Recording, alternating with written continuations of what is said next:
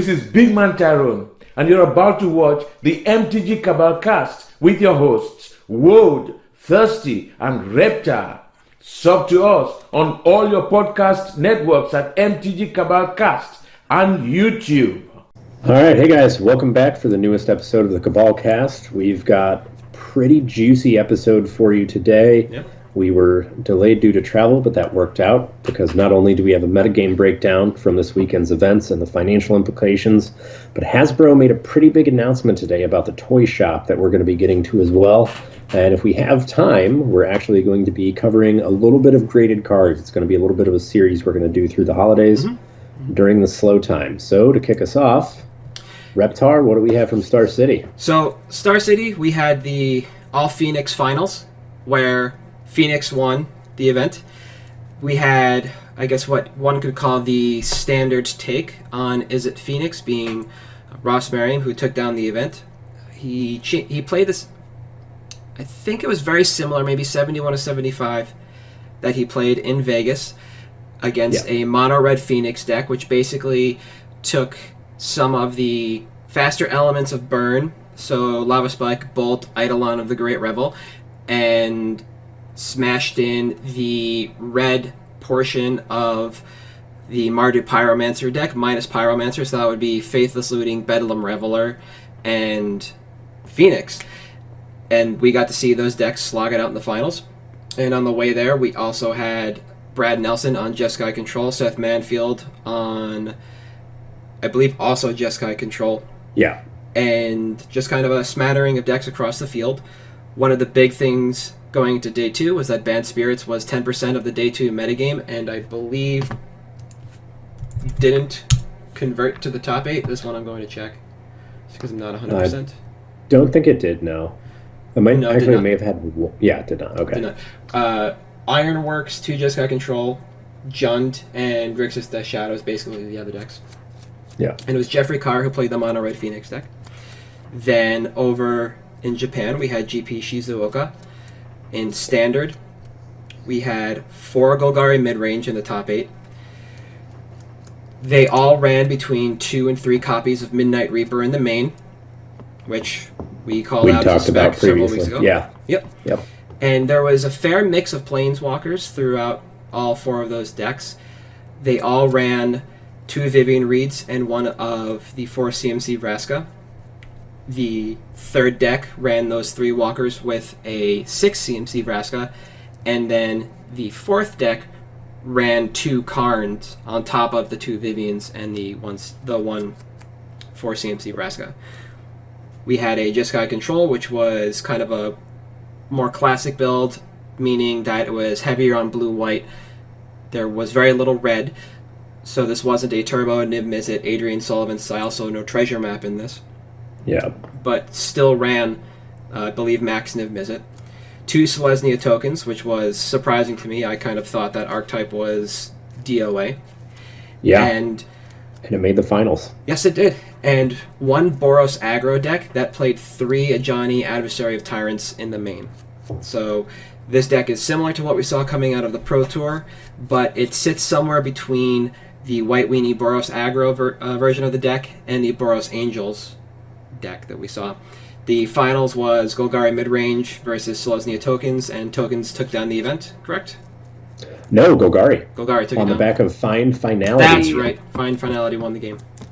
Yeah. And then turns out card's good against weenies. Yeah, right. A board wipe. Who knew? Yeah. And then in Legacy, we had kind of a snapshot of the format. Prior to the Git Pro ban, we had a traditional lands deck. We had a blue-white Delver deck, which we have not seen in a while. When I read through the list, it actually looked like it eschewed Standstill for True Nemesis, but was very much a kind of low to the ground, just Stoneforge Mystic, up equipment, put it on guy's deck. Yeah. We had Grixis Delver. It was mislabeled as Blue-Red Delver. Blue-Red, yeah. Yeah, it's very clearly Grixis. There's Gurmag Angler in the creature section, and Underground Sea in the land base. Don't be fooled by that. Mono Red Prison, which is a deck that crops up every now and again, and they were running just, to prove it was Prison, they had the Trinisphere in the main. Yeah. The Trinispheres. We had Blue-White Stoneblade with Teferi, which is surprising in the main. And then Eldrazi Stompy, which is kind of a callback to the format. 2 years ago, Eldrazi Stompy kind of fell off in paper. It's been all right on Moto. It's putting up 5-0 still. Yeah. Oh, absolutely. One thing I was surprised about is generally Legacy GPs in Japan pull European players over to them, so we usually see combo, and not in the form of Sneak and Show, but hard combo like Storm. And I didn't hear anything about many Europeans going over. I didn't really see any Storm in the reports. No. And from all these events, we've definitely seen a little bit of fallout everywhere. In Legacy, this was on City of Traders. That was $250 Saturday morning Eastern Standard. Yeah. I believe Phoenix is on its way to the moon right now. Yeah, for quite a while now. I mean, it won all 3 events this weekend at Star City, both of the Classics and the Open. So it was insane. This is a card that I thought would just kind of maintain a $30 price tag. I wouldn't be surprised to see it at $50 shortly if it continues to dominate in Modern.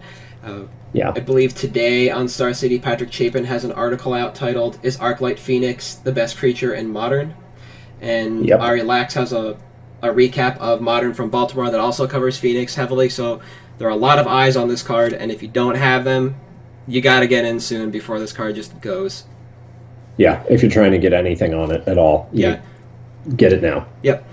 And aside from that, standard to standard, everything is kind of par for the course. The popularity of Midnight Reaper is just going to bring the price up on that card. Selesnya Tokens is very much the same deck that we saw coming out of the Pro Tour, so you can look at any copy of that list and you're going to see the same Tristani, Amara that you will across the board, March of the Multitudes. But seeing it in the top 8 puts kind of a spotlight on some of these cards, so if you were thinking that you might play the deck come either the New Year or after Legions of Rav, you should be moving in on these cards as soon as you can. Yeah. Especially the Tristanis. Yeah. I feel like that's been one that's probably been undervalued because even for EDH play, it's got a ton of potential there. Oh, absolutely. So. I like Amara as well. As an EDH card, it goes well in just green-white decks, especially with Seedborn Muse and something like Paradise Mantle, where you just have give it a reason to tap itself, start making creatures. It's just good in the tokens deck. And then coming out of that, this morning we had the Hasbro announcement, which, to me as a layperson, reading through an announcement that basically said we're going to be cutting product from our store and sending it through our big box retail, was par for the course for this kind of announcement. It's something that I had expected, but I don't understand the full fallout because I don't have a brick and mortar. I don't know, what the boxes mean to a store, and this is something that I'm interested to learn about. Yeah, so the announcement is basically, this is what it says. At Hasbro, we strive to provide our customers the best possible experience with our portfolio brands. As a valued customer, we wanted to let you know that our brand websites have changed and will no longer sell products directly. So what this means is you're not going to be able to get your SDCC restocks through the Hasbro Toy Shop site. You're not going to be able to get Mythic Edition through the Hasbro Toy Shop site. Their big portfolio basically means your Walmarts, your Amazons, and they specifically mention in recent months Walmart's been an authorized seller of Wizards of the Coast product. They also have the Amazon Hasbro Hub. Now, the interesting thing is that Walmart actually has old sealed product on their website now. Yes. Like old From the Vaults, old booster boxes, all kinds of stuff that just has been out of print for a while. So the big thing here is that this basically, if you were an LGS and you were lucky enough to get one of the Mythic Edition boxes or one of the SDCC sets, you could actually get people in the door with that as a prize. That could be the only prize for an event, and people would come in for it. Yep. And now that's not as likely because you're not competing, you're competing with Walmart, which has, Walmart.com has way more accessibility than the Hasbro Toy Shop. Oh, 100%. So grandma and grandpa that just know little Johnny likes Magic may see it pop up on the website and be like, okay, I'll get this for him for Christmas or something. And that accessibility is kind of gone now. because it actually does reach a broader audience. It's not just going to be on Magic TCG or MTG Finance, the subreddits that, hey, sale is live. It's going to be all over the internet. Yep. The other thing is that this provides a huge advantage to people that are able to effectively arbitrage, like the SDCC sets or the Mythic editions, over to Europe, which has been the driving market for the SDCC sets for a while, because they usually do San Diego Comic-Con, obviously. They sell on Hasbro Toy Shop, which only ships to the States, and then they occasionally release them at some toy cons in China. Now, the big problem there is, what's the one continent left out of that? Europe. So if this doesn't coincide with an increase in supply, if this only coincides with an increase in visibility, people who have the ability to arbitrage that stuff over to Europe are at a huge advantage. Because they can just pull a script up, run a script, buy all the copies they can, virtualize their credit cards to get 10 different ones, to 10 email addresses, to 10 PO boxes. It won't get flagged at all, and then all of a sudden, boom, they can triple or quadruple up without a problem. So this is going to be really interesting, I think, because at first, it doesn't seem all that bad for LGSs. And I'm honestly not sure that it is. Okay. But it could end up having like a huge fallout, because all of a sudden you don't have access to this. You have to be a channel fireball to get extra copies of this. And if you're not, you're just out of luck.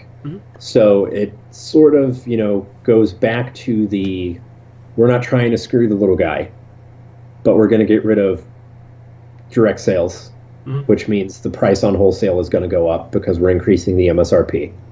We're going to get rid of all these programs that, admittedly, they're just cutting labor costs. But in the end, it makes it a little bit harder on an LGS, because you used to be able to get a box for 74 wholesale, now you're paying 82, which doesn't seem like a whole lot. But when you buy 36 boxes, it adds up. Every single set release, it adds up. So I think it's going to be really interesting to see how this pans out. But me personally, I don't think there's a huge impact on the stores, because not being able to get people to those events is kind of minimal. And the big thing is, this affects, to me, the players more than anything, which kind of sucks. But at the end of the day, Wizards is going to make their money, Hasbro's going to make theirs. Yeah. And unfortunately, that's what they care about. Yeah, bottom line. Yeah. As a player, I don't really buy boxes to crack packs to find cards. Now that my LGSs basically got rid of singles because they don't have the labor to keep up with pricing, and they went back to their tabletop and board game model, I buy a box each set release to support the store. Yeah. So one of the questions I have is, if I can buy this box through Walmart or through Amazon, I know it's going to be cheaper, but what does my LGS get now to try and move those boxes? Yeah. Unless they continue to get the buy a box promos, which I guess that program's still going. Yeah, they haven't announced to stop. Yeah, they haven't. Now we have box toppers, so it may be... I wouldn't be surprised if, pending UMA sales and how well box toppers do, they decide, okay, we're just going to do box toppers from now on. They're not masterpieces, guys. We're done with masterpieces for the foreseeable future. They're box toppers. Box toppers this time. That's the silliest thing. Yeah. Okay. And the reason why this wouldn't necessarily affect a lot of stores, even ones that are stood up on a vertical or two, like Magic, is because stores like that shouldn't be relying on the sale of boxes, correct? That's correct. So boxes are just such a low margin item for stores. So, especially if you're a store that also happens to sell on TCG Player, by and large, your cases are going to be $600 when you're selling them to people in store. So if you're paying $84 a box, all right, presumably you're paying a salaried employee to go pick that stuff up from Southern, so it's not a big deal. But if you have to list those, you're paying someone their hourly rate to list them. Even if it only breaks down to like 90 cents to $1 that you end up paying to list all those boxes, that does add to your overhead. Then you got to factor in, okay, we've got rent on this building, and it ends up being like $100 box makes you $3. Yeah. So places that rely on this, that are the mom and pop, just genuine, true mid-level LGS stores, aren't really affected by this. The ones that are affected are the ones that are the high-level LGS that aren't on the channel Fireball level. Mm-hmm. They're a couple steps below. They're like the chains that just happen to have a few locations. For example, the Gaming Goat in Chicago is a big one. Yep. They've got, 12, 13, 14 stores throughout the greater Chicago metropolitan area. They might be hit by this because they could actually use that to leverage attendance to events because their reach was large enough. Yeah. Granted, it's not going to be huge. It's going to be like $200. So I don't think it's that big a deal for LGSs because, like you said, they don't rely on that. Yeah. They don't rely on box sales, it's singles. But or they shouldn't be relying on box sales. Yeah. Correct, yes. Okay. I mean, the other thing about boxes is you need to get rid of them because they take up space. Yeah. You mentioned rent, and if you extrapolate that out to the spaces you put, or the space that you put those boxes in, they're just eating costs sitting there. So you need to price to, they got to move. You got to move them somewhere. Yeah, you've got to price them aggressively. You can't afford to sit on, a box of Guilds of Ravnica for $120 and wait for the price to catch up anymore. Yeah. It doesn't happen.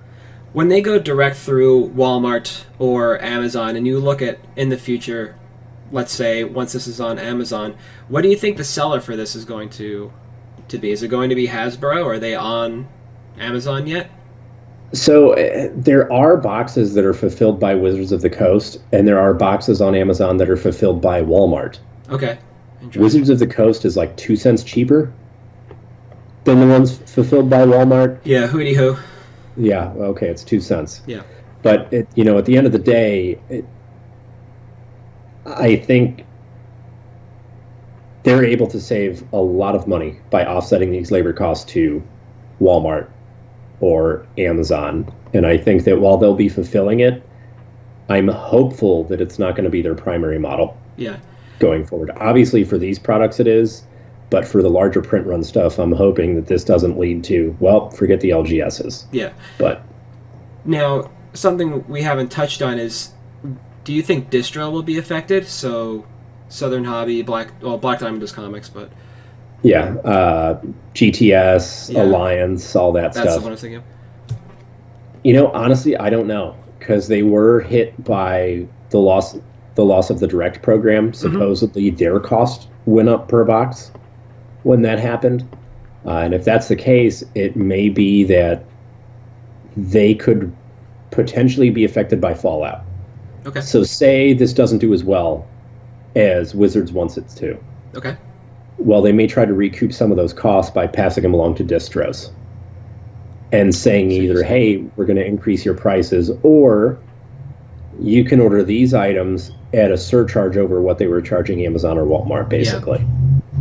But I'm hopeful that, similar to gasoline, that infrastructure is so entrenched, it's not going anywhere. Yeah. I'm hoping that's what happens with distros. Yeah, understandable. The one thing I'm also a little curious about, and this is kind of a deeper knowledge of distro, and one I don't think either of us have, only a few do, is when it comes time to just liquidate sets, so Dragon's Maze, for instance, you had people out there who just have infinite space and want it backstock sealed of any set they can for whatever reason. Yeah. People down in Florida. And they will reach out to distro and say, I will buy everything below the cost you're looking for, but I'll buy it all. And if distro is not getting that, that doesn't become a sustainable model anymore. Do you think you can have these people who just sit on this back catalog of sealed once this happens because they're able to reach out to distro for liquidation? I think, there's actually one of the guys that we offload bulk to for Pokemon and Yu-Gi-Oh!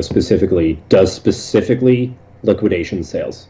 Okay. And those aren't going anywhere, even after Toys R Us is gone. So I think that model will still be viable. Mm-hmm.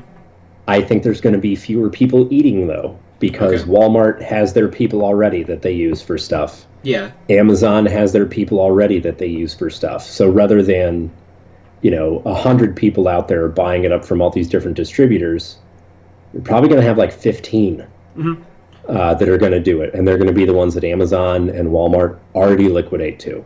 Yeah, I was going to say, I don't really know much about Amazon liquidation, but if these boxes are FBA and you're looking at prime shipping, I don't even know if they'll liquidate from the warehouse if these things move over time. I don't know that model. Yeah, I don't know that they necessarily will either.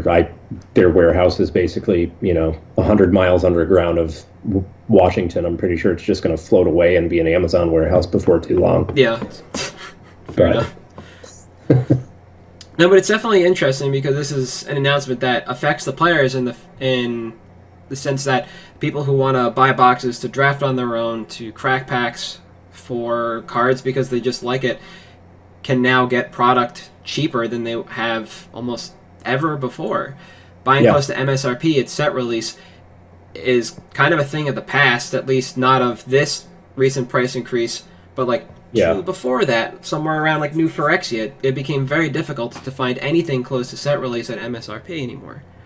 Yeah, so it just wasn't possible. Yeah, so from my standpoint, what's interesting about this is what's going to happen to the player base and how this affects them. Are we going to see an increase of cards in the market? Will it be, marginal and not really affect prices moving forward? Or will we just see a huge flood because they're able to go distro direct and, somebody who's only able to buy one box at set release because their store charged $120 something after tax might now buy two because for $40 more they can get it prime shipped. Yeah. And then it's just their release day, so 10 a.m. I wake up to boxes. Yeah, and to me that's pretty interesting. Yeah. So we have a little bit of time left, and I think we can actually get a little bit of some of the graded card stuff in. All right. And this is something that we've touched on briefly before. A few of us own a handful of graded cards. I don't think any of us is really deep into that market. Yeah, I've got my shatters over here. Yeah. And I think there's just one question we really want to start with now before we dedicate to the topic, and it's kind of a broad one. If you picked up a card, let's say it was a piece of power, regardless of condition, why would you get it graded? I think the biggest thing there is for authenticity, especially for the higher end reserve list stuff. The authentication process is part of what BGS does. And especially after they switch to their now current cases, 2 cases ago, the adhesive they use could just be dissolved with vinegar and a cotton swab, which obviously not great. Yeah. But authentication being part of the process is huge. It's everyone hears about how fakes are getting better. Some people can tell, some people can't. Some people that have been doing this for years have problems telling from the newest generation of fakes. And BGS, that's part of their process. So I think that's a huge boon. Yeah, I agree with that entirely. I think authenticity is huge, especially if you're not entirely sure what to look for when you're looping, you're doing a light test, you're looking for the L in the green dot, the rosé patterns, what to look for on a lotus. Yeah. Authenticity is huge. And no matter how you step through this process for authenticity, be it yourself or grading, somebody will always say, yeah, well, there was that one Snapcaster mage that did make it through. But that's a drop in the ocean of any type of card that's made it through the process. Sports cards, Magic cards, anything that BGS grades, this is just one of however many millions of cards that have come through, or maybe we're talking a fraction of a percent here. Yeah, that have actually made it through. Yeah, and I guess kind of a follow up to that is the process for grading still manual? So when you send your cards in, it's an individual human that's going to be authenticating this? Yes, it is still an individual human, which is one of the reasons, you'll see unreliable pop reports, because it's one person doing it, you don't like the grade, take it out, send it back. I will say they do now have a standardized, numerical system that they use, from my understanding. Like you're centering on a Magic card, they have the exact range that it can be measured to get a certain centering grade. But you can still miss stuff. Yeah. Surface, edges, those don't really have numerical values or determinate ways to figure out what it is. And yeah, it's still a manual process. It is so manual, in fact, that you can't even fill out the grading form online. You have to print it out and include it in the package. Wow. That's impressive. Yeah. So when you're looking at a card that's been graded, or maybe looking at one you own that you're thinking about grading, does a price bump ever come into consideration as a reason to get a card graded, or a reason why you would pick up a card that has been graded? Yeah, I mean, one of the big things is, a lot of people think, besides authenticity, they want to get a card graded to add the value. Mm-hmm. Because you have now a 30, 20, 30, maybe even 40% up on the card. Like that Lotus that sold for 85 grand. Okay, ungraded, that Lotus is 20 grand. Mm-hmm. Well, now it's 85. And there's definitely a part of that factors into it. And I think it is with the rarer cards that you have that, like your Reserve List, Antiquities, Arabian Nights, Alpha Beta Unlimited. Yeah. Summer Magic, Edgar, whichever you prefer, Guru Lands, even graded Guru Lands. Yeah, it's one of those things. Yeah, they're so rare that having that grade on there, well, there may be 100,000 Guru Islands out there, but I have the only Quad 10. Yep. Well, all of a sudden, this Quad 10 went from being a $400 card to potentially having another 0 on it. Mm-hmm.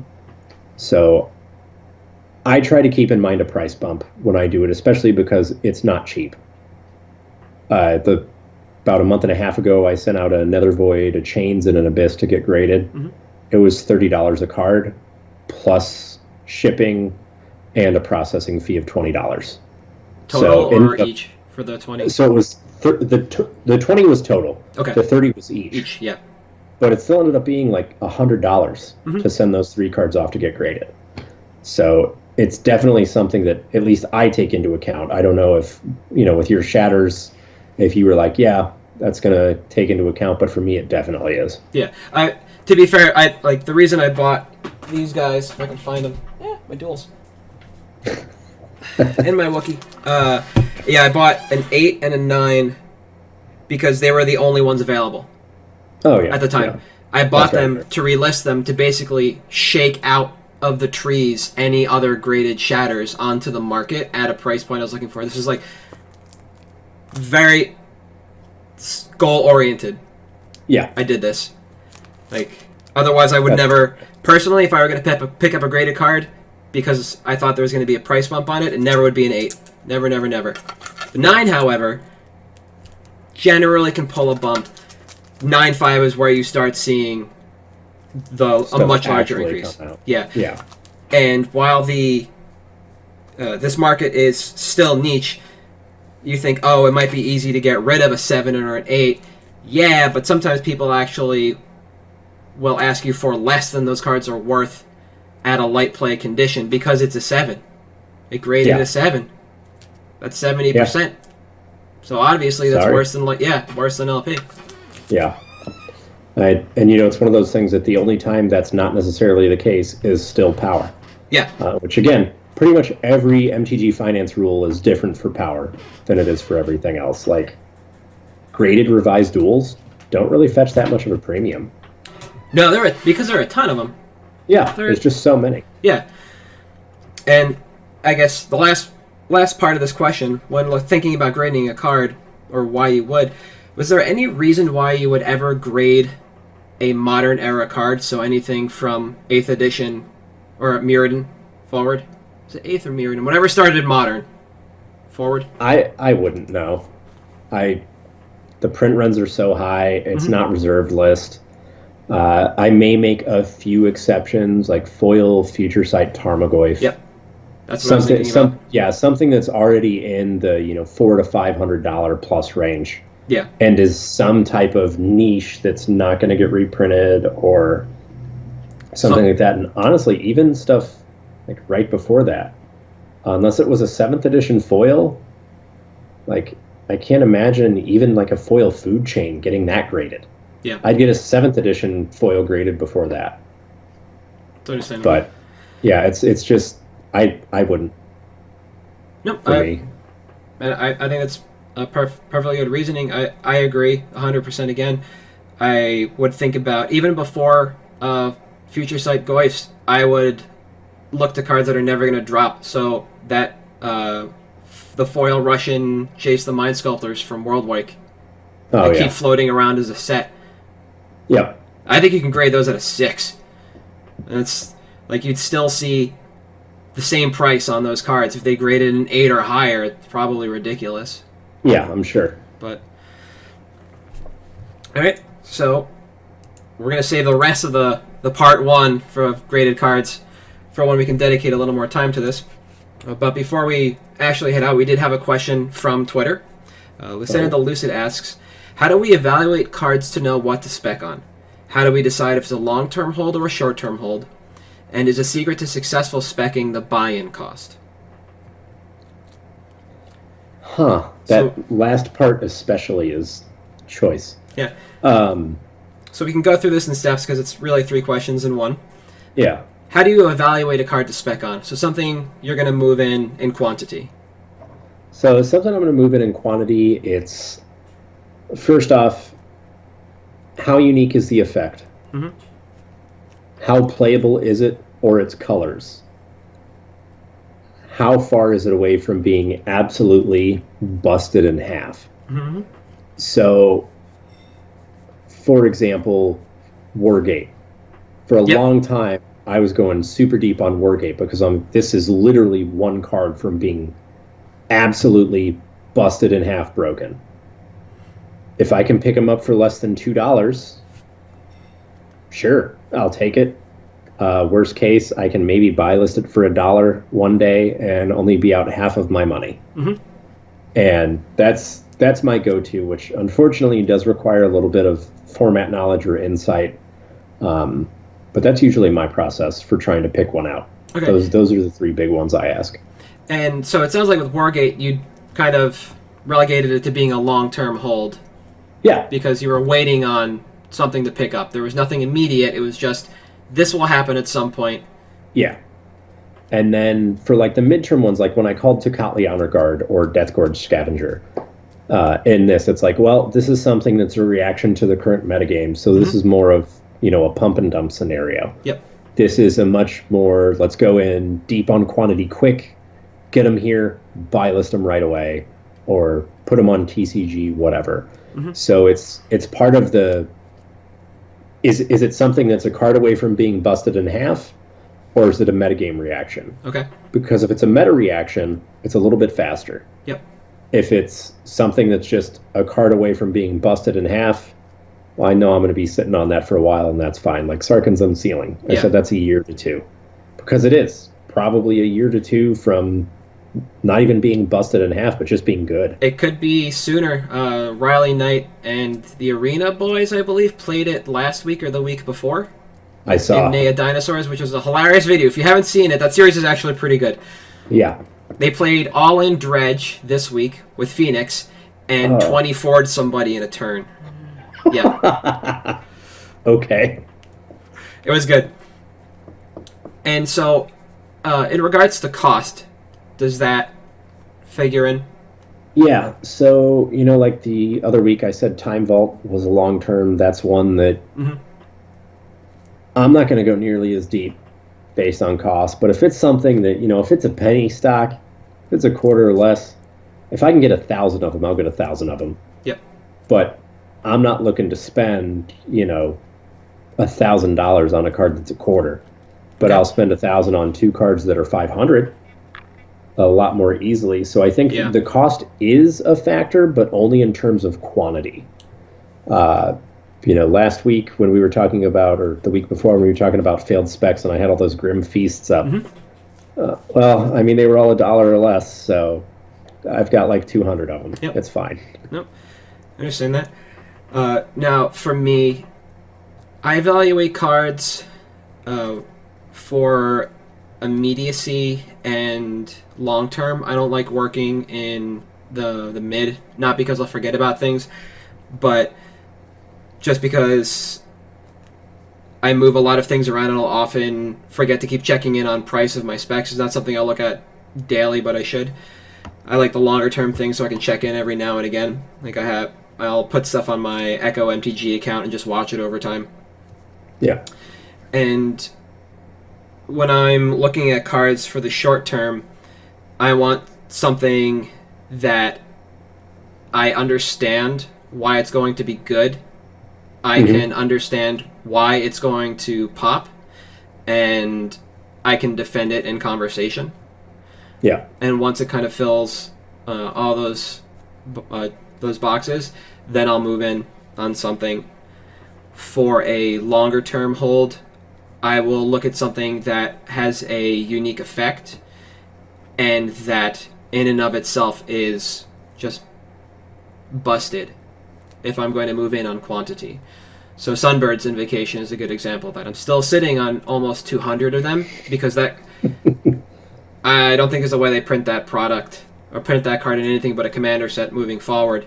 And there's no way it isn't going to make me money in the long run. People are going to realize that card's good in EDH, and I believe, much like Panharmonicon, the foils started at a really high price because people saw how good it would be in EDH.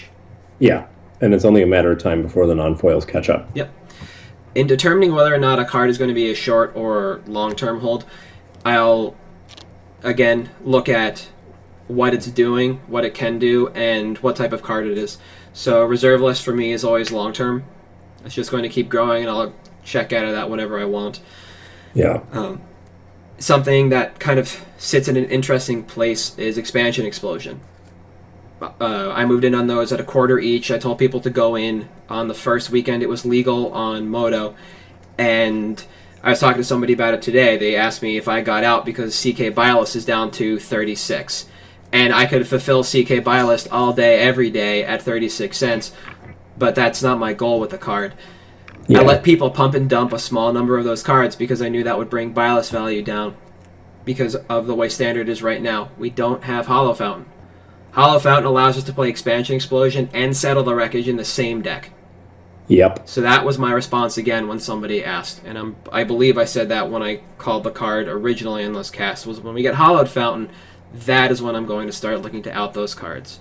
After that, it's a long-term hold for EDH because it is the Izzet Sphinx's Revelation, and it's just going to be a good EDH card to forever, and getting out at $1 or $2 is perfectly fine. Yeah. And in regards to price as to whether or not it's going to be a success, that's a little tricky for me. There's definitely some standard cards I would move in on based on price because it's low enough, but I don't believe in the card itself. One of those was Bounty of Luxa. I would have moved in on quantity because the price was right. Yeah. If it had proven itself in Standard or was going to prove itself, but that format was not ready for Bounty of Luxa outside of the one weekend that performed well. Yeah. So I am sitting on a few. It's a long-term hold, but I'm not sitting on huge quantity. Conversely, when it comes to expensive items, you and I are very much the same. Yeah. I will pick up large, if you want to call them more expensive, or dear if you're from the UK, reserve list cards that have a proven track record. When they printed Arcades, he's the Bant general now from Dominaria, the Bant Dragon, right? Yep. The first thing I did was I hit the reserve list and looked for the only wall on it, which I found in Wall of Kelp.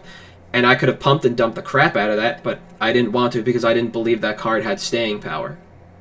Yeah. But I'll buy all the Mox Diamonds I see because that card has been good in every format you can play it. Yeah. And there's no way that card just doesn't keep going up, especially if we just saw traditional lands win a GP. That card was 4x. It's just going to go up. So, to me, I evaluate things differently based on short, long term, and whether it's something for Standard or something that's going to be reserve list. That's fair.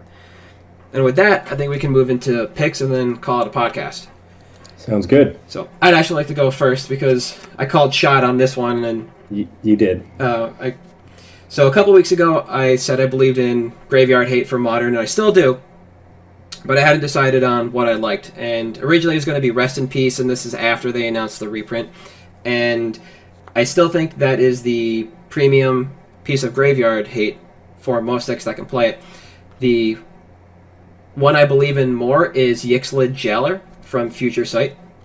It has 1.5 printings because it got an FNM promo. Yeah. And I don't believe in the non-foil version. It has been the same 30 cents it has been since it rotated out of standard. What I believe in is the FNM price. And the reason for this is that if you were to take a look at the foil trend chart, which I will bring up, you will see the card doubles almost immediately before Amonkhet releases. It goes from a $3 foil to a $8.50. Then it quads right before Hour of Devastation, and then it just kind of rides itself out at about 8. And right around there is when we got Cathartic Reunion. So somebody realized that this was good against Dredge. And you know what's really good in Modern right now? Dredge. Yeah, and Phoenix. And Phoenix, it turns out. Now, the problem with this card is that the creature types are largely irrelevant. It's a zombie wizard, so casting it off the lands and humans is a little hard, but you can vial it in. The price for the FNM promo of the $1.50, it's been, since again, about Hour of Devastation, is the card that I believe in. I think this might be relevant in Legacy, especially with Shizuoka having a number of Lily Last Hope's main deck across that format. Zombie is relevant. That card does ultimate. This kind of works with it. Yeah. But I think we're going to see a number of decks, or at least a number of people experiment with the Yixlid Jailer in the future. People that realize that they may not need their graveyard, or they're just creature-based decks like humans. And we're going to see this start to pop up. And at a $1.50 entry, it shouldn't be that hard to see some kind of increase on this, even if you just trade it away for what you bought in at. You know, this is still a good card. Eminently playable. Yeah. Yeah. Touching on that, Lily, the Last Hope for me. So it's seeing increasing play in Modern. It's seeing increasing play in Legacy. It was not printed in Ultimate Masters. We only have basically 1 and 2 half printings of the card. And I think if they continue to stay away from reprinting it in about a year, it'll be where Last Hope was before it got reprinted. It's granted, it's not going to be a 4 of, but it'll certainly be a 2 to 3 of, I think. And I could easily see right now it's in the $30 to $40 range. I could easily see it hitting the $60 to $70 range. Yeah. It's super playable. It's really good. It basically reads Suspend 4, win the game against a lot of decks in Modern. Mm-hmm. And low print run of a set that had perfect mapping. So all of the ones that were there out of the first like 2 or 3 print runs immediately flooded the market, and then they just stopped existing until people had to crack packs. And I know I've seen at a couple of the stores around here, there's a ton of Eldritch Moon sealed sitting around. So yeah, people don't like that set. I don't know why. I mean, I guess there's a ton of value in the mythics and not much else, but you know, I think that card is insane. Yeah, something that's interesting. I just pulled up the SDCC promo. That's sad.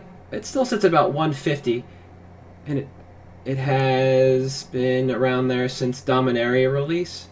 But the set foil is trending up and up and up towards it. Oh, well, there you go. The last market capture that MTG Stocks has them about $20 apart, which is pretty interesting. Wow. Okay. I didn't realize the foils had taken off that much. Yeah, the SCCC art for this isn't that bad either, because it's not one of the super gimmicky ones, or if it was, they left Lily alone because the rest are zombies. Is that this one? Yeah. So, I think that's a really good call. This is one of those high barrier to entry specs. You know, if you think you're ever going to play this card, buy 4.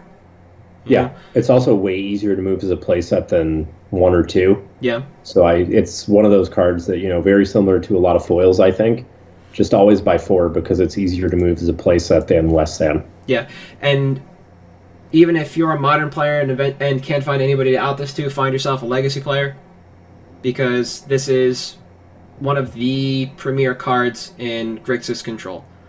Yeah, I mean, there are not a whole lot of decks that can interact with it in Legacy at all. No, I don't remember the tracking on 4-color control that well in regards to what the 75 looked like. I don't think Lily was in that because the mono was too tight for a double black spell. Yeah, you needed double blue for Jace. Yeah, so Grixis Control was running it, or Grixis Pyromancer, I believe, was also running it, and it was a good answer to that deck as well, so playing it in the main became a thing. Mm-hmm. And with it, the snapshot of the format, the way is what it is coming out of Shizuoka, you can reliably say that you're going to see this card played most likely against you. Yeah. And there's always going to be demand for it because of that until Legacy sees another shakeup. Yeah. So I think it's a really good call. But well, that's it for us, guys. Yeah, we have been the MtG Cabal Cast. You can find me on Twitter at HaltIamReptar. I am at Thirsty Sizzler still. Yep, and if you want to reach out to us, you can send us a tweet at either of our handles, or you could tweet at MtG Cabal Cast in general, and we will get to your tweets as seen here today. Yep. Thanks very much, guys. Have a good one. You too.